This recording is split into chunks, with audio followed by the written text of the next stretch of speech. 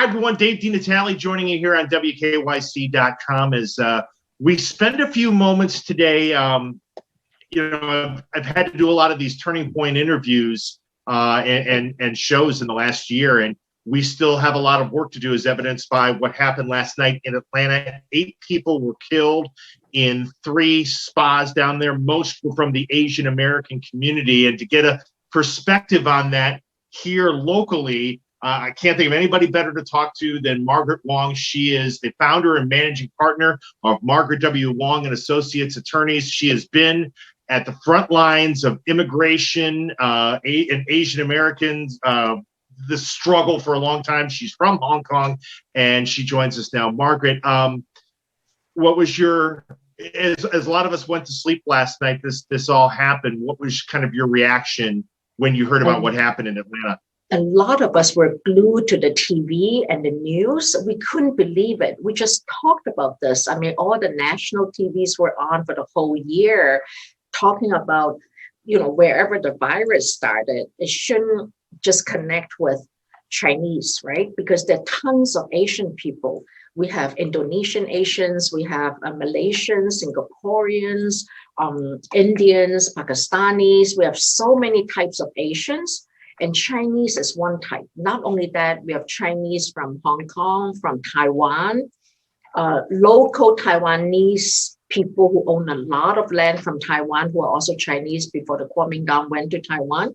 And we also have Chinese from Hong Kong, which went back to China after Huigui in 1997. And we have a lot of Asians, a lot. And people couldn't just target if this is a hate crime, but it's like, who is going to tell you, oh yeah, I murder you guys because you guys look Asian or you guys look Chinese. People don't even know who we are. There are a lot of generations. The Korean War started in 51 to 52. If we look at a lot of awesome writers, the Korean children they're born from grandparents or parents who came from Korea at that time. You have Filipino grandchildren because of the Second World War between 42, 43 to 45, 46. Philippines is one of the major Asian collaborators, partners with America. So you have a lot of those Filipino fighters, and they look very Asian because they have Asian blood in us, even though they're very Spanish. So you have Filipinos, you have Koreans, you have Chinese. Like I came in 69, but my children are born here. So even though we think very differently, a lot of us, they couldn't tell, like, is she a Chinese? Is she a Korean? Is she Malaysian? So it's really not fair to put all of us together and think we're all somebody. We're so diverse. We have old and young, people who think differently because we are like we have eggs, which is white outside, yellow inside. We have a lemon, which is yellow outside, yellow inside. We have a lot of Asians, Chinese who married white people, so their children, we don't know what we are, but we also, we're very diverse and we think so different. We have Christians, we have Catholics, we have darker skin. That in our countries, nobody like dark skin. We all want to be very pale, white. And we have a lot of people from Japan, we want to be white and with head, we cover our hair up because we don't want our skins to look too old prematurely. You see a lot of Korean women, of course, I'm going to get sued one of these days because I'm saying it. They spend a lot of money. We spend a lot of money wanting double eyelids.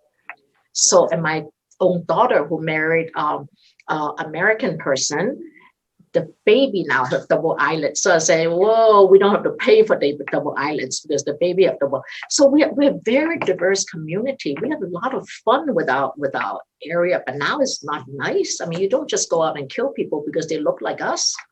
It's not safe. Well, and that's the thing. I've been spending a lot of my morning and now the afternoon just trying to read what community leaders, because like you said, despite everything you just said, Asian Americans are getting all lumped into the same spot. So looking at advocacy groups and seeing response, fear and pain. I keep reading that fear and pain. I can imagine, you're going through that as well, because here we are in 2021 fighting some of these same battles that, have been going on for decades. We have always been a model minority. We file a tax return, we try to learn English, we assimilate into the community.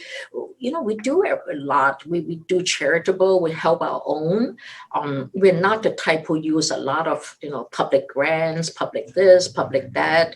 We know, go to our neighbors and say, can you help us? So-and-so mother is sick. Can you help us get some face masks or something? Can you help us get in the hospital because we don't speak English? So we don't go to the public places, on free places, and say, oh, we need this, we need that. We always help our own people, but this is not nice. This is really huge, not good. And it seems like even though we're a year into coronavirus, but every time, if the former president goes on a talk show, he still refers to coronavirus or COVID-19 as the China virus. I know, in fact, there was a judge in Lake County that did that in a bar association. And I mean, you were the first person to kind of step out and say, that's not right. It's still going on, more than a year into this pandemic, that people are still throwing this right at that Chinese virus. Right, because you cannot do that, because especially the courts, the three legislative, executive, and judicial branches in America. With a member of the judicial branch openly talks like that, and also President Trump keeps saying, the federal district court judge, federal this judge, that judge, is against democracy or whatever. You couldn't do that. This is America. That's why we came, and a lot of us came a long time ago, well before the 1964 Color Quota Act, and well before the 64 Civil Rights Act. That's why we need to learn from each other, is to have a voice. And we need more young people to get involved in getting voting, because right now, the Asian population, we're still trying to survive and to save enough money in America and to work and to support our people, that we have not been very active in politics, in sitting in public government, and we don't know how to talk. We don't know how to have a voice. We have an accent. It's not, we don't know how to do it. We need to learn.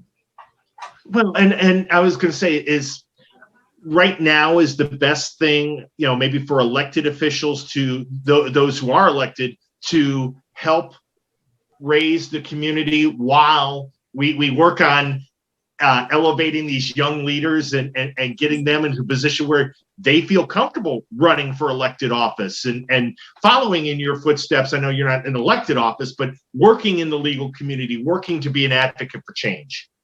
Absolutely. And I just want people to remember this. There's so many of us and so diverse of us that, and Senator Brown is doing that, because we have 3 U.S. judicial in Northern District of Ohio open, and we have U.S. attorney's position open. So, but I want people to remember that, our views are so diverse. A lot of us like to pay tax. A lot of us don't like to pay tax. A lot of us travel a lot because we're not afraid of the virus, but also a lot of us really wants to be scared and close down restaurants.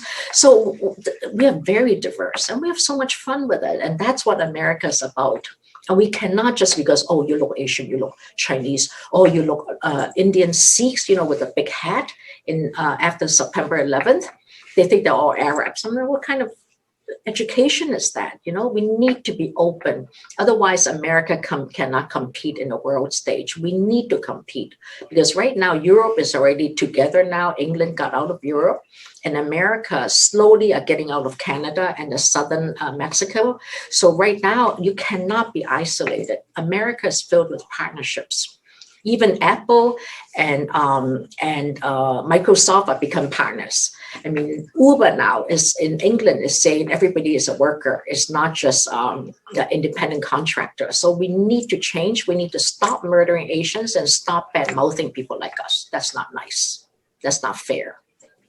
You can find out more about what Margaret W. Wong and Associates can do for you if you're in needing immigration law at imwong.com on the web.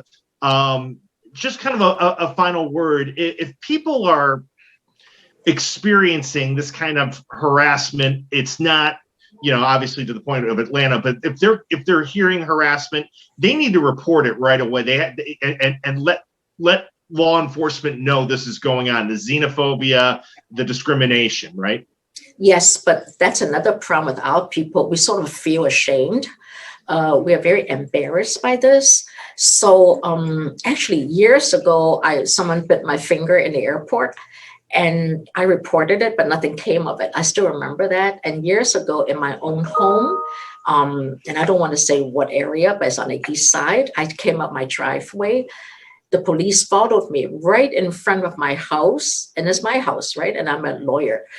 They gave me 2 tickets because I didn't make a right, and because I was like, and I know they probably didn't know I lived there. I lived there for at least a year, 2 years already. I still live in the same house now. So this happens to all of us, but that's okay. And also we don't think of reporting it because it's so minor. Why waste police time, for what? But you're right, we need to start reporting it, and we cannot be model minorities anymore. Listen, I can't tell you how much I appreciate your time to talk about this and kind of bring a local perspective to what's going on in Atlanta, what's going on nationwide. Continued success in all the work that you do, and thank you so much. Thank you, Dave. Thanks for thinking of us. You got it.